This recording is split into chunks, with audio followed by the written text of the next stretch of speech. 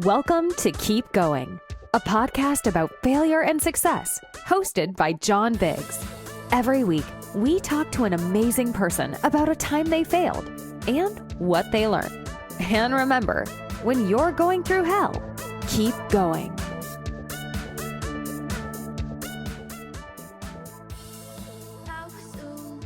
Welcome back to Keep Going, a podcast about failure and success. Today's success is Joseph Panetta.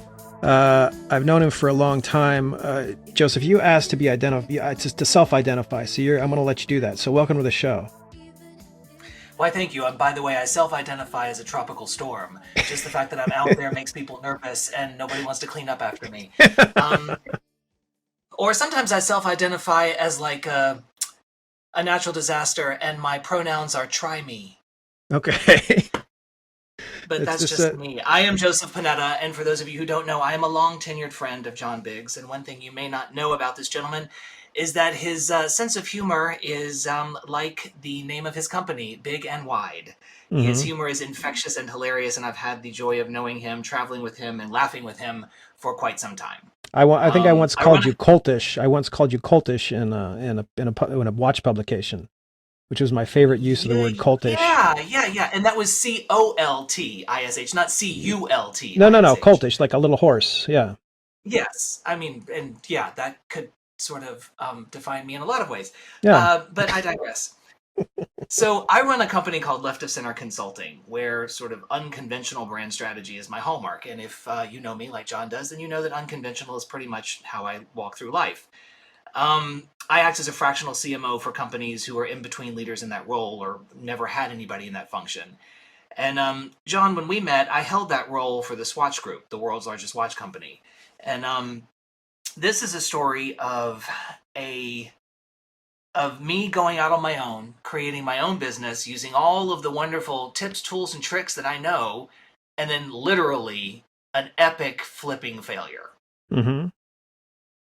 So back in 2017, I was coming off of my role ushering the wildly famous UK and Australian self-tanner brand Skinny Tan into the US market.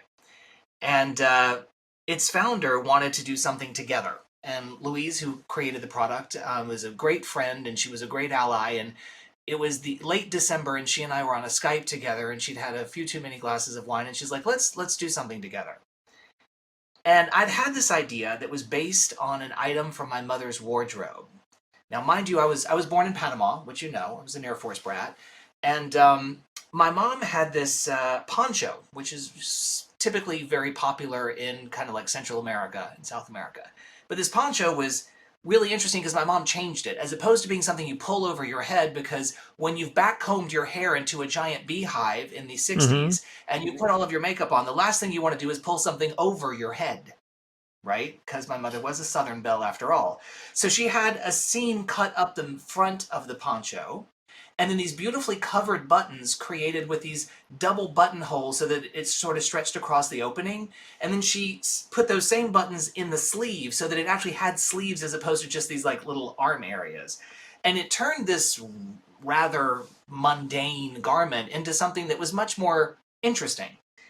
Now, many, many years ago, I had wanted to recreate this silhouette in a kind of pashmina or light silk fabric, as a sort of light summer poncho. And my wife at the time made such fun of me and derided this notion and just kind of was like, are you crazy? No one's going to buy that. 12 months later, every girl on the Upper West Side was wearing the summer poncho. So, like, missed the opportunity, missed the market, but never forgot the idea. Fast forward to 2017, I'm talking to Louise, and I rekindled this idea. And so I talked with friends who are in the garment business to learn a little bit about what it would take to do this. I attended a fabric show in Paris called Première Vision, and I looked at different fabrics, at different buttons. I tried to find different people to make it in other parts of the world, etc. Finally, I come to a local manufacturer in downtown LA where I had moved. And I bought remnant fabric that would be perfect for this, and I bought 5 or 6 different patterns of remnant fabric and got a pattern made, and I all of this was predicated on a memory of my mom's Super Glam Mm-hmm. poncho, which I had actually gifted to What Not to Wear Stacy London, who was a very dear friend of mine, and I gave it to her way back in the day when I was originally thinking about it. And she was like, "Oh my God, this is amazing." So as far as I know, she still has it. Go Stacy. Um, but based on my memory, I had this like pattern made, and we buy a whole bunch of fabric, and I find this manufacturer, and we have them made at an extortionate per unit cost. Mm-hmm. I mean, like crazy. Now, it was what I could afford at the time. It was the best thing I could find. It was going to be quick. Now we're in January, February, right? And the thing about this is, I wanted to be able to make the summer season because this was going to be, something that you wear over your swimsuit or something that you wear to the beach or on vacation. So I really wanted it to be ready for that kind of May, June time frame. So it's not like a thick wool poncho, like one of those like ones that the kids wear after they visited Peru once or whatever. So think about that, but made in a super light, elegant fabric that is basically the wind can blow through, but you can't see through it, right? And so I put like all of my 30 plus years of marketing to women knowledge into the creation of this and thought through every single element in ways I didn't even know I could. Wrote a business plan, developed downstream products so that I had, next generation ponchos for different seasons of the year. I created compelling stories that were authentic because I'm a Southerner, so storytelling is in my blood. All of this stuff. I did every single thing I recommend to my clients to do or to action or activate, except for one very important thing. So I make these items, I get them, and I sink tens of thousands of dollars into this venture. I bring my gorgeous twin nieces from Mississippi to California. They were professional models, put them on a beach, and did a whole photo shoot for a day and a half with these things, and the ensuing photos were fantastic. We made little videos, I had all the content I needed. Everything was frankly verging on awesome. The website, the logo, the product, the imagery, the design, all of it. Except product market fit. Mm-hmm. Those three words are like a gigantic torpedo in the boat of my idea, right? I never did any competitive analysis. Whoops. I never went to the shops to see what was on offer that was similar to the product I was offering and what price and what was selling. I consulted with people who had been in the swimwear industry for a long time. They thought the idea was cute, it was novel. I really wanted to make it super upscale and like not cheap.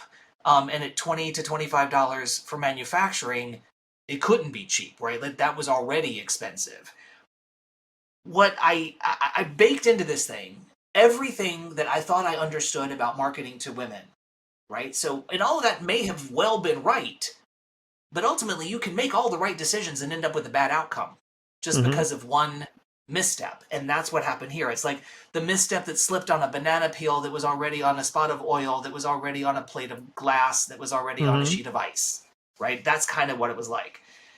The idea that I went from concept to finished product in a matter of about, let's call it 75 days, rather astonished my friends who were in the fashion trade. Like a dear friend of mine worked at Dolce & Gabbana. He was the president there, and he'd been at Chloe before that. And he was like, "You went from concept to product in less than 90 days?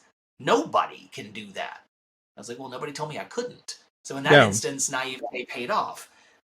But in retrospect, I probably should have taken a little bit more time to really examine the market that I was selling to, the products that were available. One thing I didn't do, I never looked at Amazon. That was a fatal flaw for one very important reason. Amazon can tell you what sells and what doesn't, what price points work and what don't. And if you pay attention to the negative reviews, you can design a product that goes directly into those negative reviews, right? And kind of answers all of the issues that consumers themselves raise. And so now you have a really good, marketing point. Around the time of our launch, Facebook had very famously, now Facebook was our primary marketing mechanism. When I was working with Skinny Tan, I sold $1.7 million of a self-tanner that nobody knew inside of 7 months doing digital marketing on Facebook. Up to that point, I thought I was a dinosaur. I thought nobody would ever hire me because I didn't know the first thing about posting on social or digital marketing. I understood strategy and marketing strategy, but I didn't know the ins and outs of Facebook and Instagram, etc.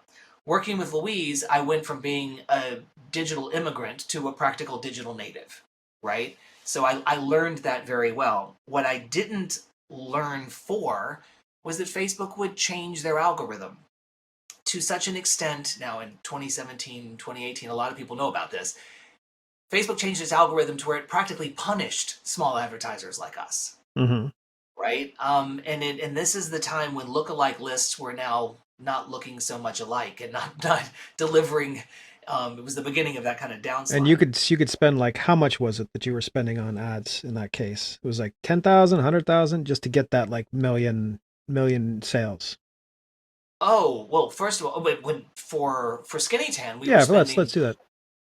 So in 7 months, we probably spent $250,000, $300,000. Okay. So it's a little bit of money, but we're spending between $20,000 and $30,000 up to $40,000 a month. mm-hmm. But we were also a reusable product. So once someone got the product and they used it 3 or 4 times, they had to buy another. They had to re-up. So like Mm-hmm. anything, the margins were great. The product, when it's usable, when you sell a garment, why do people need to come back and rebuy? Yep. Right. So that's it's kind of almost a one and done scenario. So when I tell you that we failed out of the gate, and then we just kept failing, Okay. and it was ego destructive. And I tried for months to get it going. I swapped retail channels. I dropped prices. I even tried selling it on Amazon against $9.99. I mean $9.99. You know, the things that look like a doily and felt like one. But on Amazon, if you're shopping there, that's probably your tolerance level. You don't want $100 beach poncho, right? Yeah, exactly. You probably pay more for that than you did your bikini. And I gave a lot away. I probably sold somewhere, after having made thousands of them, I probably sold 500 or 600 total all in over the entire time, maybe. And these were one-offs to individuals. I never sold them to a retail or e-tail establishment. I made every mistake that I advise my clients not to make. And I mean, I lacking the product market fit. If I'd had that right, it might have changed the outcome entirely. But I will tell you, I was caught up in the moment. You know, I was really swept up in the speed to market idea, or what I call the speed to market ideal. And Plato said we can never achieve the ideal because we live in the real. Mm-hmm. Boy, did that hit me between the eyes. But I saw this venture through to its very bitter end when I found a jobber who could sell it to somebody who would basically get rid of it. And then they finally received all the product and then tried to negotiate me down from the pennies on the dollar that they were spending on it anyway.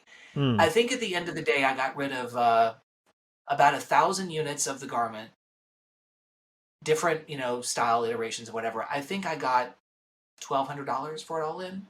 Okay. And it was represented about $20,000 worth of investment right there. So, from that failure came a lot of scars. Those scars were like, the lessons that are scratched on you and seared into your memory. But I will tell you that they now inform my approach to my clients. And when I can speak with authenticity about having made this mistake and what it cost me financially, what it cost me, relationship-wise, and what it cost me in my own ego and soul, right? It was a real learning moment. Maybe I'm not as smart as I think I am, kind of thing. And I will tell you that I firmly believe you learn more from failure than you do from success. But damn, I wanted that to be successful. So we got a couple questions. So let's say, I think you and I are similar in the ways that we do things. I think we get excited about something and we wanted to pull it together. I think in this very specific case, you did that. Like I recently got excited about an idea and I basically coded it over the course of a month, and now it's out in the world and I basically got 4 signups. What's the best way to stop impulsive people like us from making horrible mistakes, and B, what's some of the pre-planning that we should do to prevent that kind of thing? I don't know that you can stop super excitable people from being super excitable. I think it's in their DNA. I think that for people like us, and by the way, Einstein once said, God bless the heretic for it is on him or her that all progress is made. Mm-hmm. Right? So it is for people like us who move forward and fail that other people can succeed. Mm-hmm. That's literally what I believe to be true. So when you ask that question, that's the first thing that ran through my mind. Let's not stop ourselves from making those mistakes, because it will push somebody else forward, and even ourselves. I do believe that there is a moment when we get caught up that we need to ask ourselves the question, am I getting caught up in this? Mm-hmm. It's a pause, it's a moment of self-reflection. And for those of us who believe that we are abundantly self-aware, there are always moments like this that help us realize, well, maybe I'm not as self-aware as I think I am. Mm-hmm. And that's where you need to have friends. And listen, for those of you who don't know it or believe it, support doesn't always look the way you think it should. It doesn't mean everybody's on the sideline cheering for you. Your real friends are the ones who pull you aside and be like, have you thought about this? Have you really looked into this? And my takeaway from this entire process was effectively have a plan B and have a plan C, Mm-hmm. because plan A may not happen. And plan C might not even happen. What? Well, How in do my you? case, plan Z didn't happen. Yeah, plan. How do you convince folks? One of the things that kind of happens, I think, in many cases, you come up to a person and you say, "Look, dude, I've seen this happen. I've seen this project before. I've seen this happen before. It never works." That's like that old the Rocky the Squirrel and or Rocky and Bullwinkle, and Yeah. it's that trick never works, right? And if you've been around long enough, you know that trick never works for whatever reason. And maybe it's the permutation of the trick somebody's trying to play. Maybe your Dolce and Gabbana friend could basically say, "Oh, I see what the permutation is here. Watch out. This is how you're going to break." But how do you break through that that sense that your client or your friend or whoever is going to do it anyway? How do you convince them to slow down? It's a good question. I don't know that you can. I just Mm-hmm. know that you should try, Okay. right? Because there's a former boss of mine used to say, a person will go a hell of a lot further with their bad idea than they will with your good one, Yep. right? Because it's that fire, that motivation to succeed, and there's always that unbridled optimism that the entrepreneur almost categorically must have, Mm-hmm. that they are going to succeed in the face of failure. And even their own failure, by the way. Not and I'm not mind you, I'm not blaming anybody else for Mm-hmm. the failure of this brand and this product than myself. Like, this wasn't anybody else's fault but mine. And I own that, which also means that I learn from that, and it means that I can speak from it authentically. So the only thing I can do for my clients is offer them the wisdom from experience. I've been where you are. Mm-hmm. I have been in exactly this moment. Let me tell you how it ended up for me. One of two things will happen. They will either listen or they won't. Okay. And there are consequences on either side of that decision. I mean, I think if you really think about what you said, what you described, it sounds like a blast, honestly. Like to build something that meant something to you, that is meaningful, that you thought may or may not work, uh, and you spent not that much money. I mean, 20K for the average human being that's a couple months salary, but 20K in an entrepreneurial sense, that's like a drop in the bucket. And it sounds like you had fun doing it. Presumably, you got to build a brand from soup to nuts, I guess. I was enthralled by it, Mm-hmm. actually. I don't think I've ever felt quite that energized for quite that sustained a period of time. It was just fantastic. It was intoxicating Mm-hmm. to a large degree. But in that intoxication, I also forgot what I do, and forgot to treat myself as a client, and forgot to ask myself some really tough Mm-hmm. questions. And this unbridled belief that I had it all figured out is not just a fallacy, but also somewhat dangerous. Danger. Oh, this. I mean, this wasn't. You weren't making a mammogram machine. You were making a beautiful pet. You were making a Entirely. beautiful pet. I'm just thinking Yeah. in the bigger picture. Yeah. If I'm not, it's not Tesla or mammogram machines, but in my own way, it was a little bit, it was destructive to my bank account. That Uh, $20,000, by the way, was just the remaining inventory. That wasn't the, okay. that's what the remaining Okay. inventory was for. That wasn't the initial spend. No, it All was right. All right. quite All well right. north of that. Yeah, it was still an ouch, no matter how you slice it. All right. I don't want to say you got away easy, but I don't think you did by any stretch of the imagination. But it sounds like a thing. Sounds like a fun time. Would you do it again if you had that idea?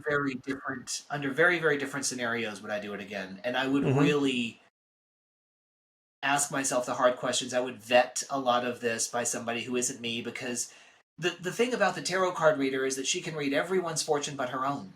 Mm-hmm. Sometimes you need somebody else to look at the cards. Well, I like the idea of you calling yourself your own client. You're basically you should have been watching out for yourself, but you didn't watch out yourself because the whole thing was so exciting and so heady that that expenditure seemed like a drop in the bucket for the future. I mean, not future wealth, but I mean just the future satisfaction of making a product that everybody wants.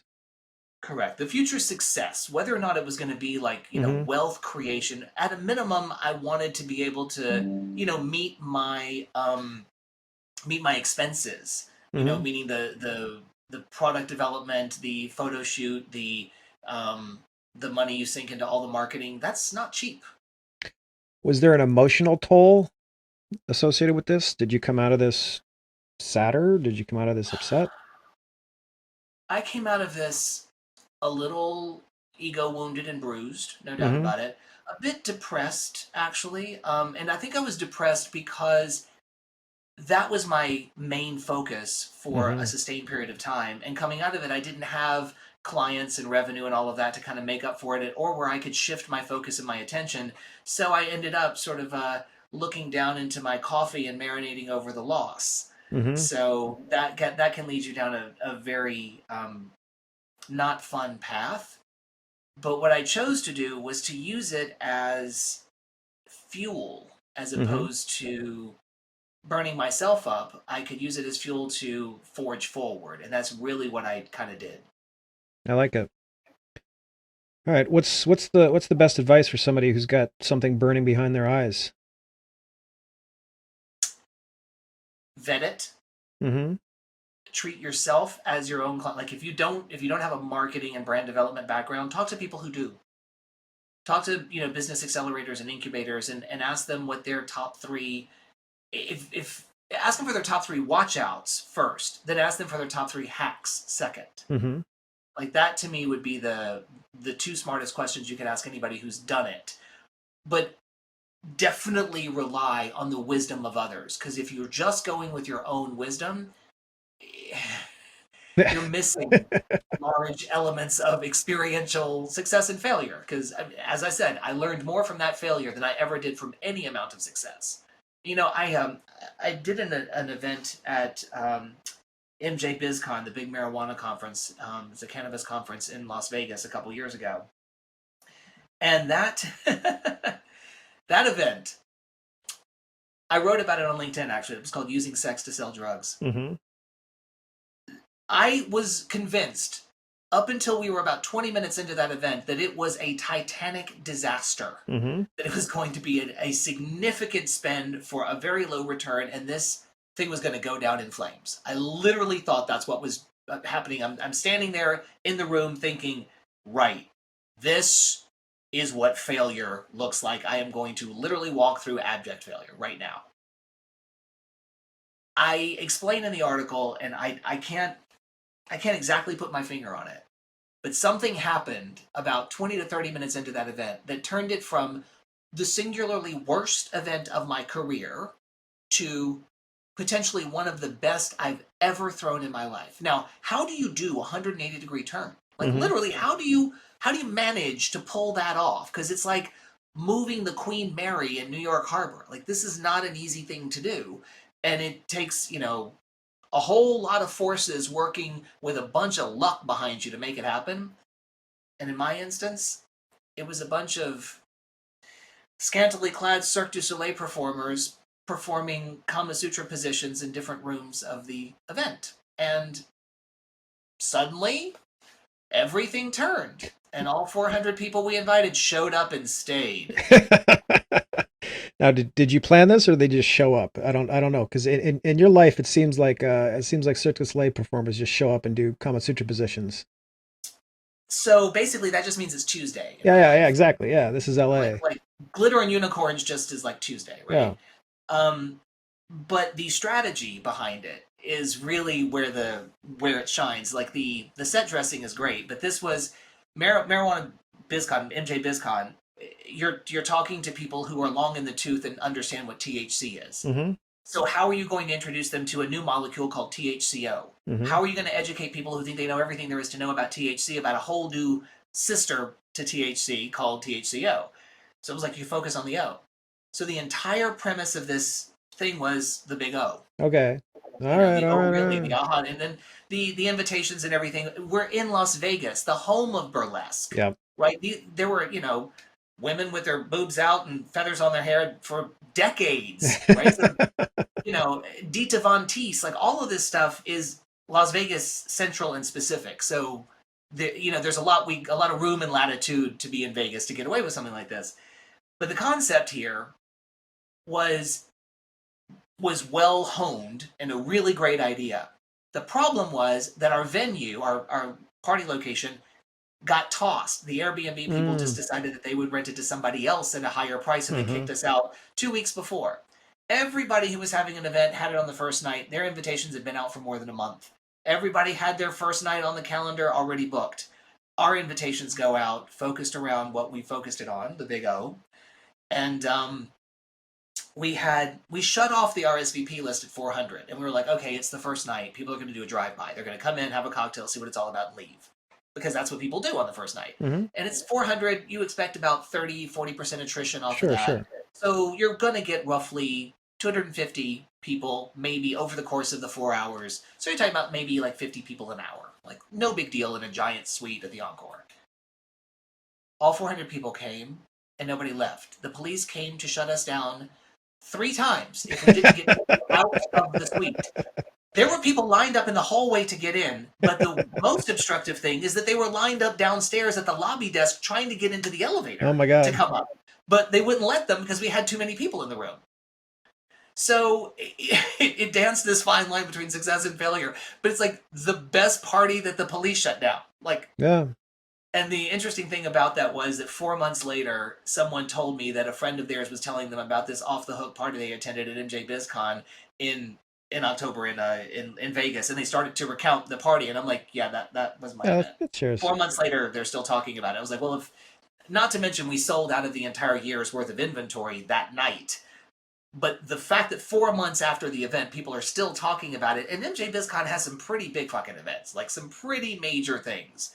So the fact that we stood out like that was amazing, considering that the first day and a half to 30 minutes into the party, I thought it was an epic disaster. So we had 2 tales of failure, and per usual with Joseph Panetta, the second tale was far it was the obvious conclusion, whereas your first tale was kind of like the unobvious one, and I'm glad you shared the unobvious one first, because I know that your track record for success as a cool dude is pretty high up there.